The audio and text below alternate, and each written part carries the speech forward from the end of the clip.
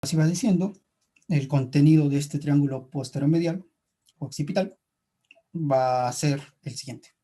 Va a estar el foramen estelocostoideo, el foramen yugular, la fosa yugular, el canal carotídeo, el conductillo timpánico, el canal músculo tubárico y el canal del nervio hipogloso. Ahora, por los canales y los conductillos van a pasar obviamente ciertas estructuras. Por ejemplo, en el canal músculo tubárico justamente va a pasar el músculo tensor del tímpano. Es decir, estos canales determinan, o por estos canales van a pasar un cierto número de estructuras. Entonces, por eso es importante entender cuál va a ser el contenido de estos triángulos, que básicamente son las estructuras más importantes de la zona yugular, por la cual está dividida el cráneo, la base del cráneo de manera externa. Es decir, estas dos estructuras básicamente son las más importantes o las más representativas dentro de lo que sería estas estructuras triangulares, por así decirlo. Bueno, más bien, estas estructuras triangulares son las más representativas de la división yugular. Es decir, son las que más llaman la atención. Como tal, estos triángulos existen tanto para el lado izquierdo como para el lado derecho. Siguiente, el Limporris. Ay.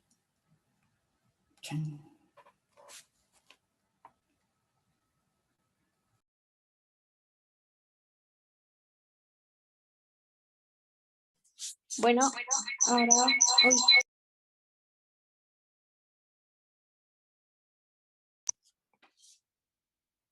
¿Me escucho bien? Sí. Ok, bueno, vamos a hablar de las suturas del cráneo. Estas son articulaciones que se dan en contacto entre dos o más huesos. Una articulación típica está principalmente diseñada para permitir el movimiento, pero existen un tipo de articulaciones que son fijas, estas no tienen movilidad o su movilidad es muy reducida. Las articulaciones fijas también se pueden llamar articulaciones fibrosas y consisten principalmente en tejido conectivo denso, que es muy rico en fibras de colágeno, y estos unen a los huesos de la articulación. Ok. Bueno, las articulaciones entre los huesos del cráneo son de un tipo fibrosas y estas tienen características únicas que no aparecen en el resto del esqueleto y pues reciben el nombre de suturas.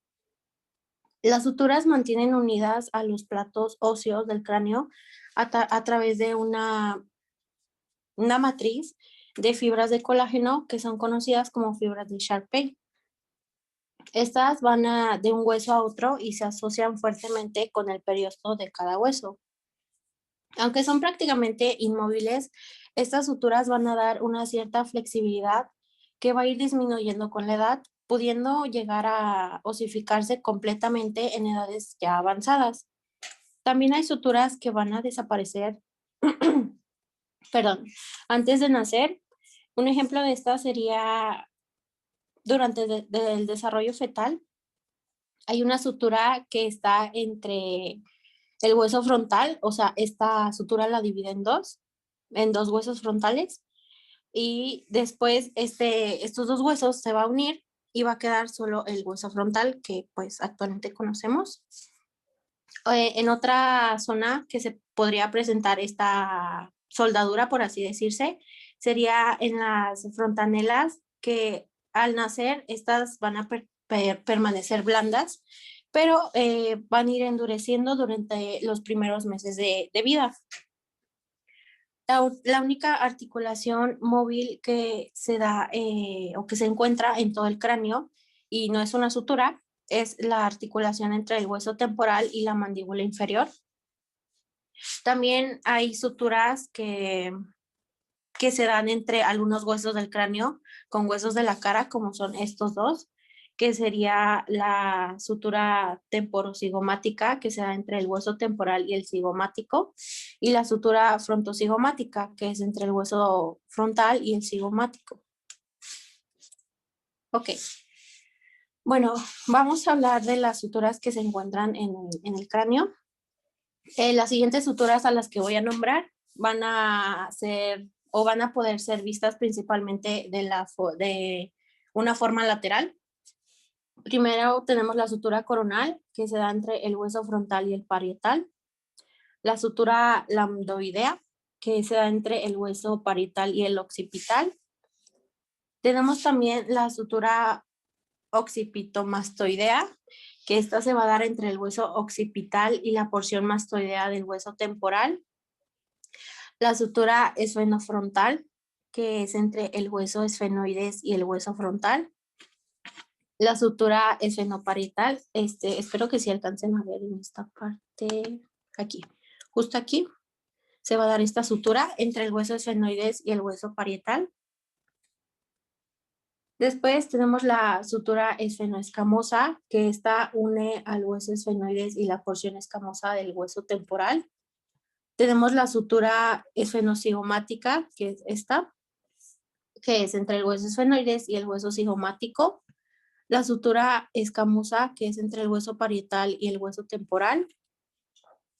La sutura temporocigomática, que es esta chiquitita que vemos aquí en línea roja, que es entre el hueso cigomático y el hueso temporal. La sutura frontocigomática, que está aquí en esta parte como del ojo, y esta conecta el hueso cigomático con el hueso frontal.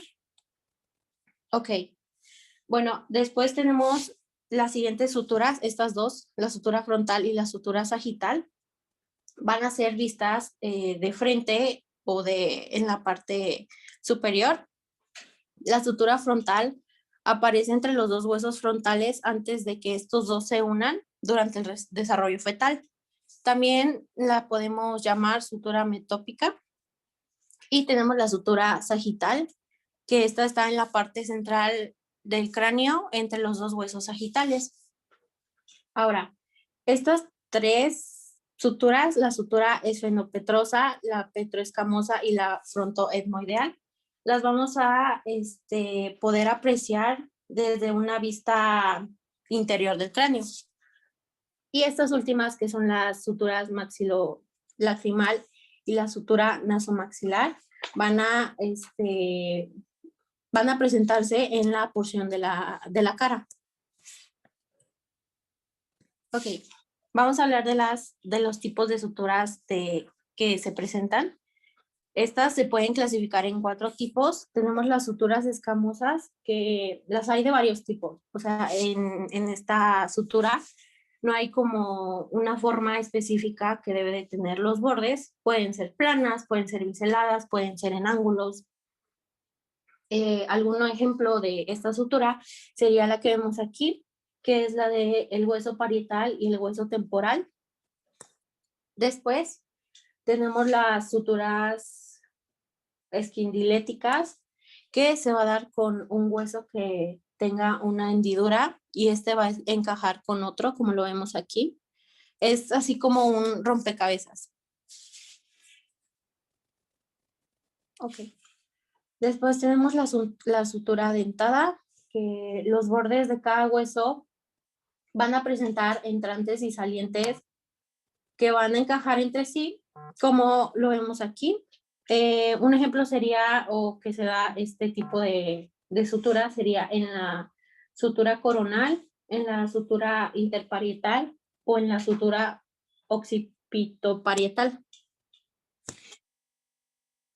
Y ya por último tenemos esta sutura, que es la sutura plana, que se da entre las caras articulares largas y al unirse van a formar una línea recta, como se ve aquí, y esta es la sutura intermaxilar.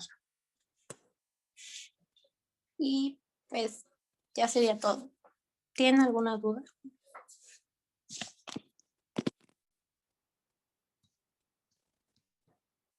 No, amiga, todo claro.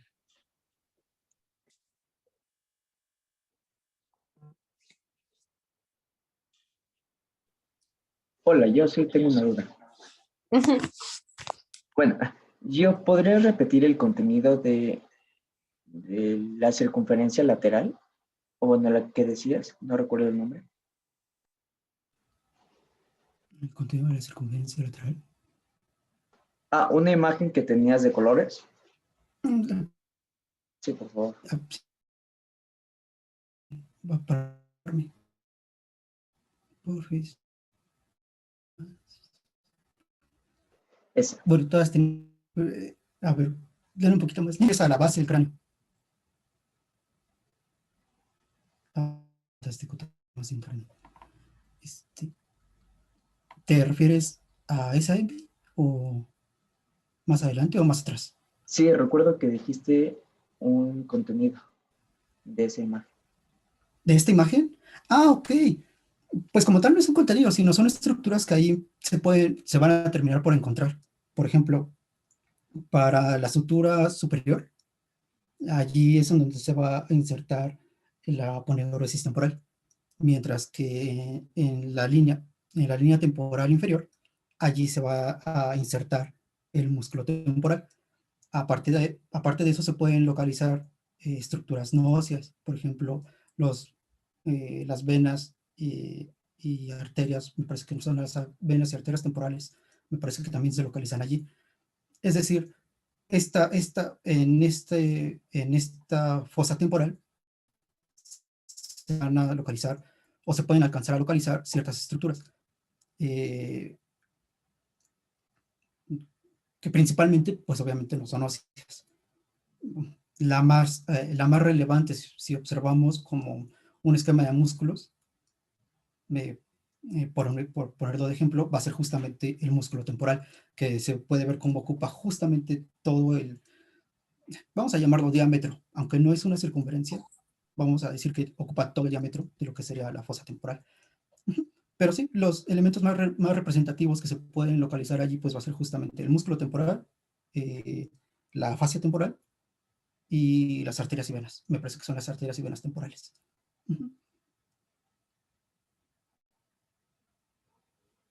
Gracias. Sí.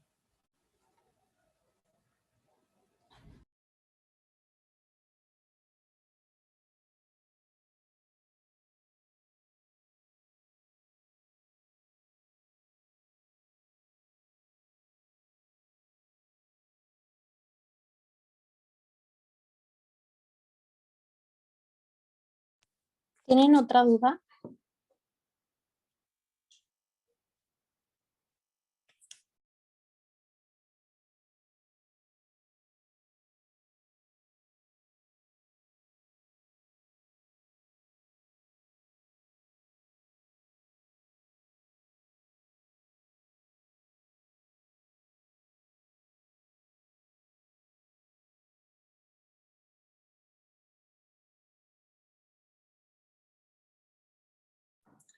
¿No tiene ninguna otra duda?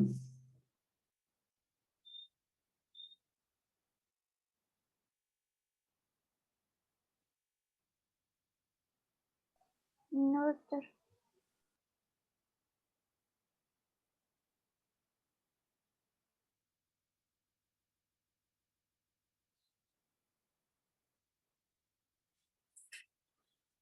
Ok. ¿Está preparado otro tema?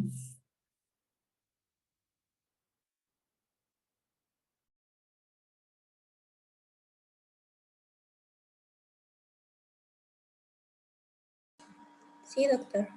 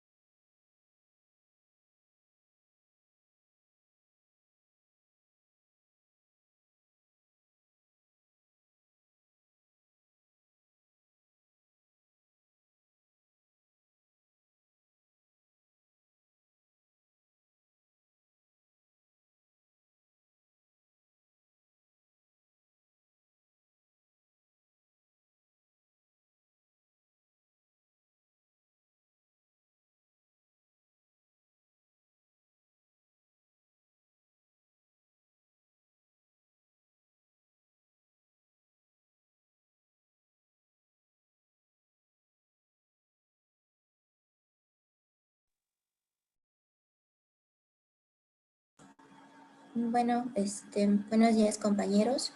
Soy Pamela Ávila y junto con mi compañera Daniela Barragán vamos a hablar sobre el cráneo en su parte endocraniana y la base. La siguiente, por favor.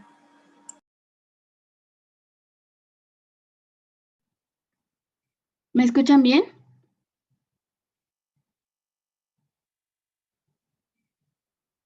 Sí, sí, se escucha bien. Ok. Bueno, ya sabemos que el cráneo está constituido por dos partes, que son el neurocráneo, el cual es el recubrimiento óseo que envuelve al encéfalo y las meninges craneales, que además también contiene las porciones proximales de los nervios craneales y la vascularización del encéfalo. El neurocráneo posee un techo semejante a una bóveda llamada calvaria o bóveda craneal y un suelo o la base del cráneo. Este está constituido por 8 huesos, 4 huesos impares y todos en la línea media, que son el frontal, el etmoides, el esfenoides y el occipital, y 2 grupos de huesos pares bilaterales, que son los temporales y los parietales. Estos huesos a su vez están unidos por las suturas fibrosas, como ya nos habían mencionado los compañeros anteriormente. También, después tenemos al viscerocráneo, el cual está compuesto por los huesos que rodean la boca, la nariz y la mayor parte de las órbitas, además de formar la parte anterior del cráneo. La siguiente, por favor, Lynn.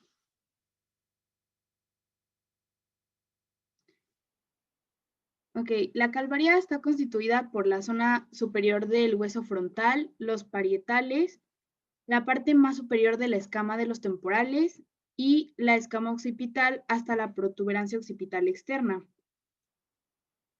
Recorriendo la superficie en sentido anterosuperior, podemos observar en la línea media la cresta frontal y el surco para el seno longitudinal superior.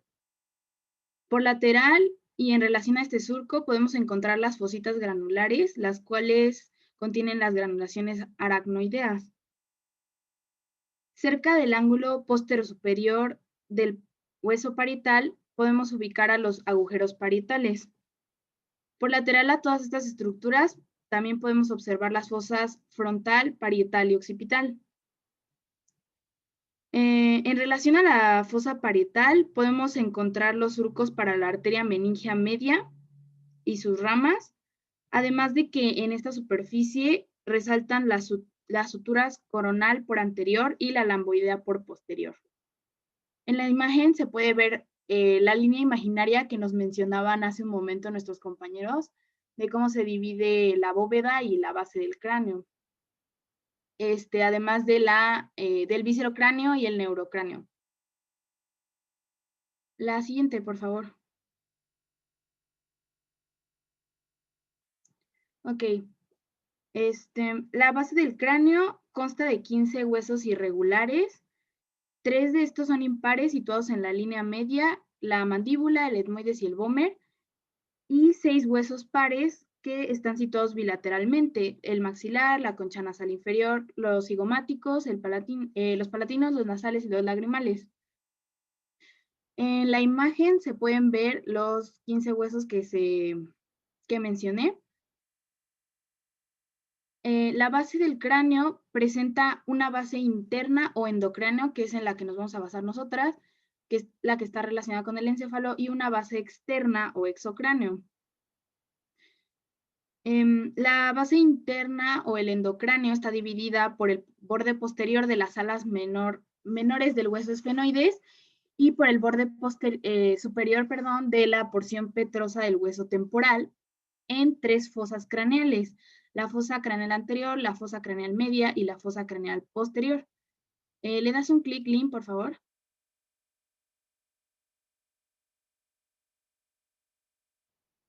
Ok, ahí está cómo se dividen las 3 fosas craneales del endocráneo, del endocráneo. ¿Le das otro clic, por favor? Y esta es una vista diferente de las mismas 3 fosas. La siguiente, por favor.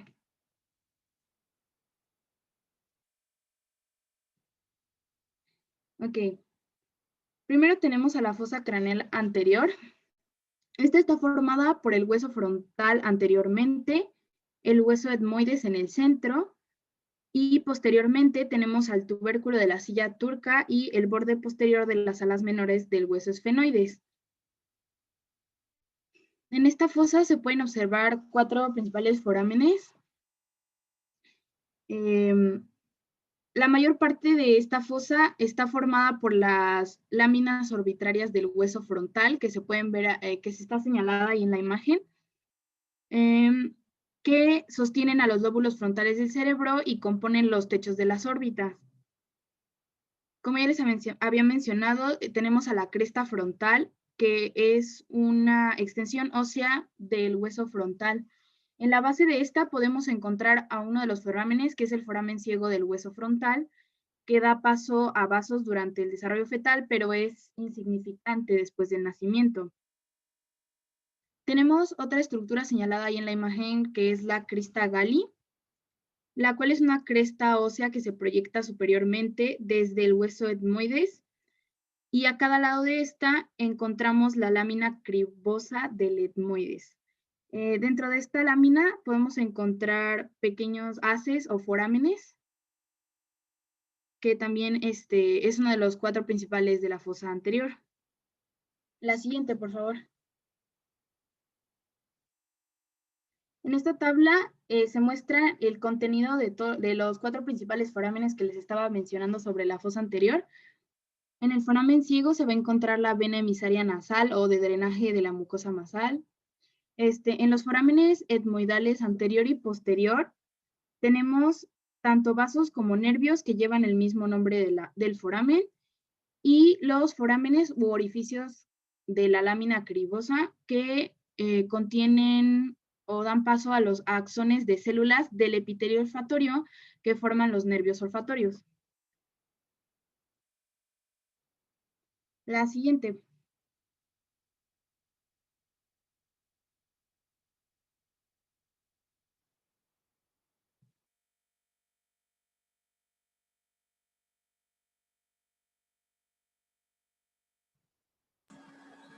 Bueno, yo les voy a seguir hablando acerca de la fosa craneal media y la fosa craneal posterior.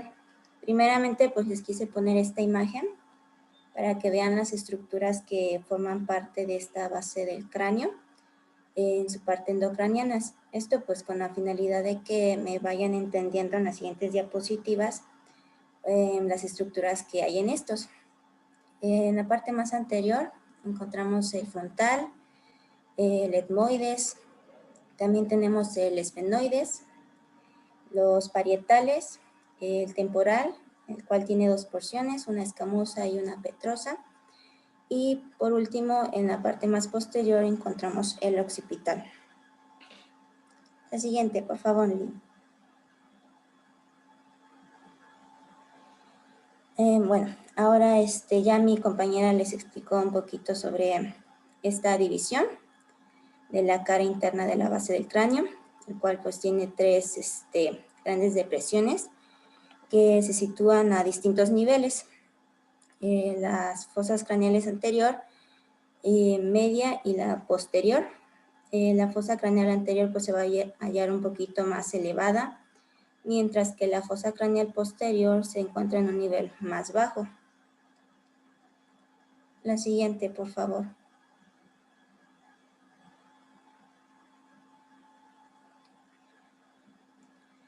Bueno, ahora sí les voy a hablar acerca de la fosa craneal media. Esta tiene como una forma de alas de mariposa. Y en esta van a participar porciones del esfenoides y del temporal. Para su estudio pues lo vamos a dividir en la línea media y lo que está a ambos lados de la línea media. Entonces, en la línea media, el límite entre la fosa craneal anterior y la fosa craneal media se corresponde con el borde anterior del surco quiasmático. Un surco liso sobre el cuerpo del esfenoides que conecta los conductos ópticos. Los límites posteriores de la fosa craneal media, estos se encuentran formados a cada lado por la superficie anterior de la porción petrosa de la región petromastoidea del temporal. En cuanto al esfenoides, el suelo de la fosa craneal media se encuentra elevado en la línea media y está formado por el cuerpo del esfenoides. Al lateral existen dos grandes depresiones formadas a cada lado por el ala mayor del esfenoides y la escama del temporal. Estas depresiones albergan los lóbulos temporales del cerebro. Ahora pues les voy a hablar acerca de la silla turca. Esta está inmediatamente posterior al surco quiasmático. Se encuentra en una zona modificada del cuerpo del esfenoides. Esta consta de una zona central profunda, la cual va a ser la fosa hipofisaria, en la cual se va a albergar la glándula hipófisis. Y va a tener dos paredes óseas verticales, una va a ser anterior y otra va a ser posterior. En la pared anterior de la silla va a ser el tubérculo de la silla. Es una pared ósea vertical cuyo borde superior se ve como una ligera elevación en el borde posterior del surco quiasmático. En ocasiones es posible observar unas proyecciones laterales a partir de los extremos del tubérculo de la silla. Estas van a ser las apófisis clinoides medias. En cuanto a la pared posterior de la silla turca o dorso, es una gran cresta ósea que se proyecta en dirección superior y anterior. Los extremos laterales del borde superior del dorso de la silla turca van a dar lugar a proyecciones redondeadas que van a ser las apófisis clinoides posteriores. La siguiente, por favor.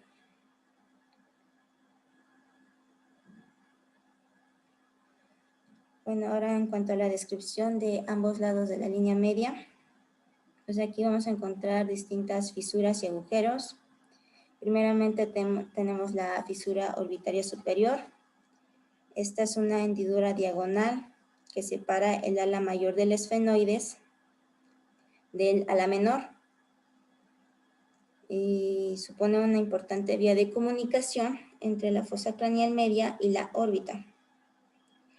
A través de esta fisura van a pasar el nervio oculomotor, el nervio troclear, el nervio oftálmico, el nervio abducens y las venas oftálmicas. En el suelo de la fosa craneal media, posterior al extremo medial de la fisura orbitaria superior, que les acabo de mencionar, se va a encontrar un agujero redondeado que se proyecta en dirección anterior. Este va a ser el agujero redondo mayor. En van a pasar distintas estructuras como lo es el nervio maxilar, desde la fosa craneal media hasta la fosa pterigopalatina. Posterolateral al agujero redondo mayor se encuentra una gran abertura oval. Este va a ser el agujero oval, el cual permite el paso de estructuras entre la fosa infratemporal extracraneal y la fosa craneal media. También a través de este orificio pues van a pasar estructuras como es el nervio mandibular, el nervio petroso menor.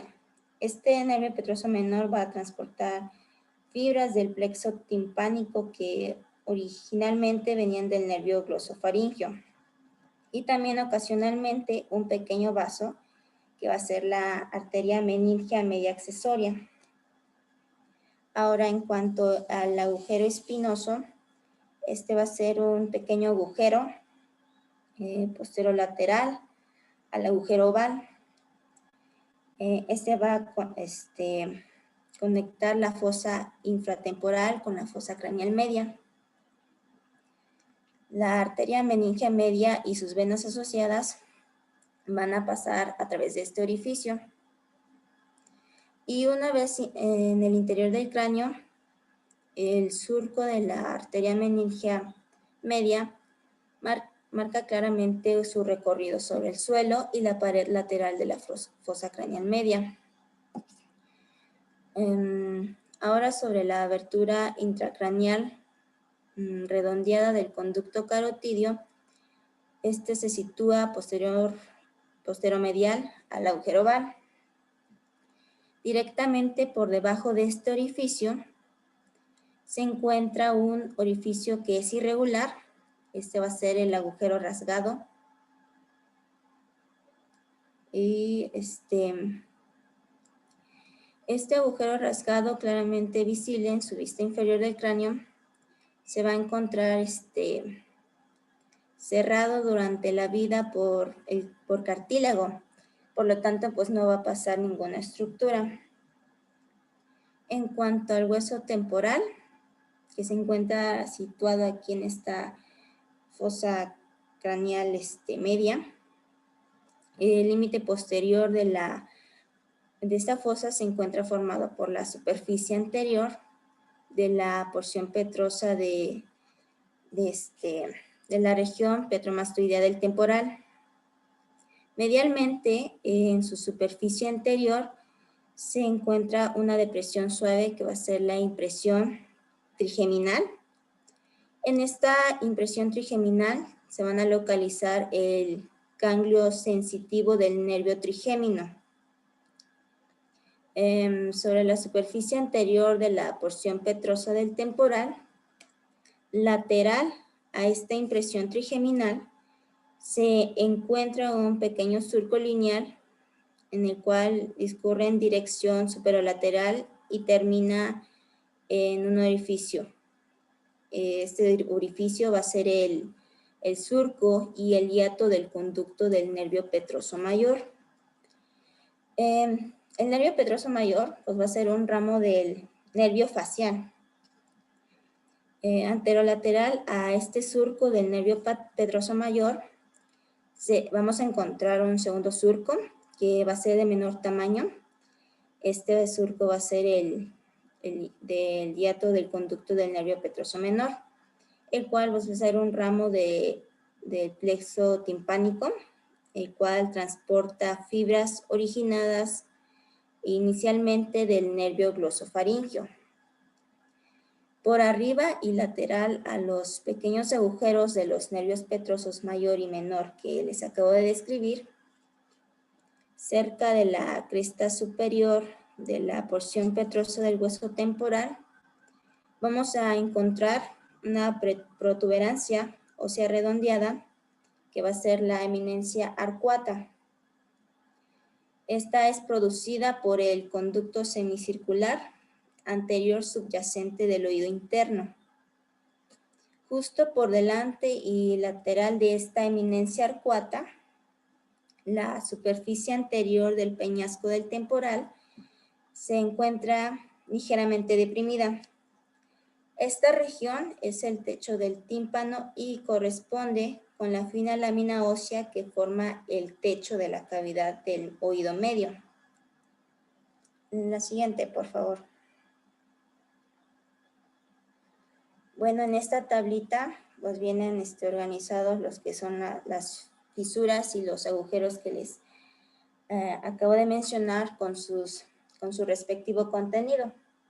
Que les mencioné sobre la fisura orbitaria superior, el cual pues, va a contener los nervios lagrimal, nasociliar, el frontal, el oculomotor, el troclear y el abducens.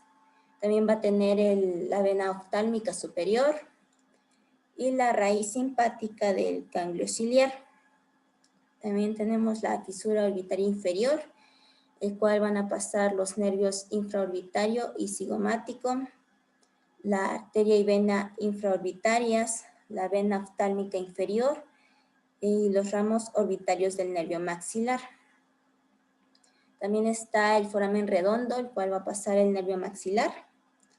El foramen oval, el cual va a pasar el nervio mandibular, la arteria pterigomeningea y la vena del foramen oval. Está también el foramen espinoso, el cual va a tener la arteria meningea media, la vena meningea media y el ramo meningio del nervio mandibular.